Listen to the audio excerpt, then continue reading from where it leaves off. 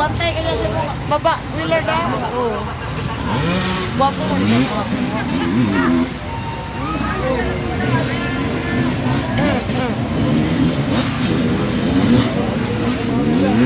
Guwapo ka. Nanarap pa.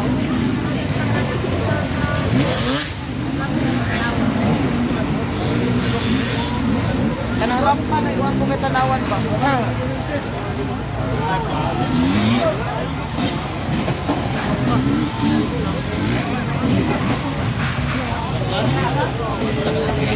Lalanganin. Ano na, magbulat na lang yun.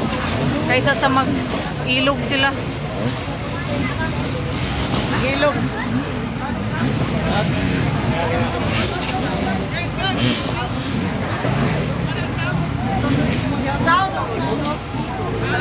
Sound. Nakandong.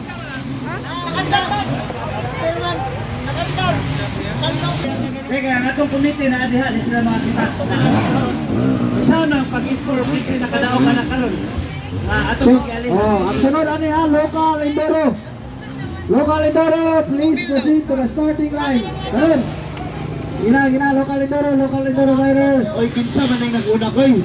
Ha? Si Idol ba na una naka-GoPro? Ay!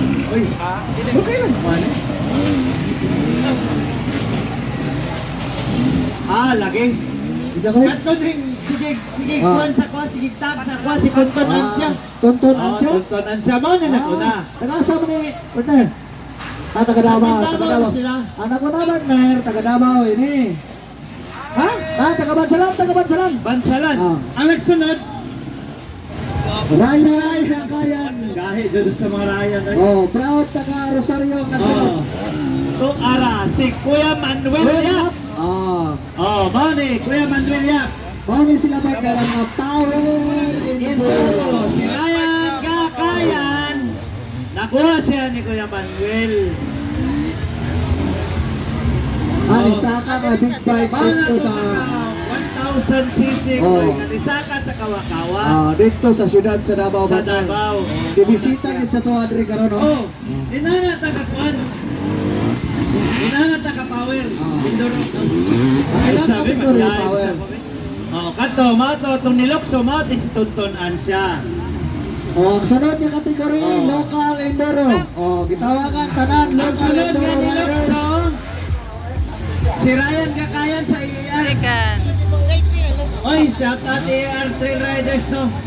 Shout out Agusan Enduro Riders.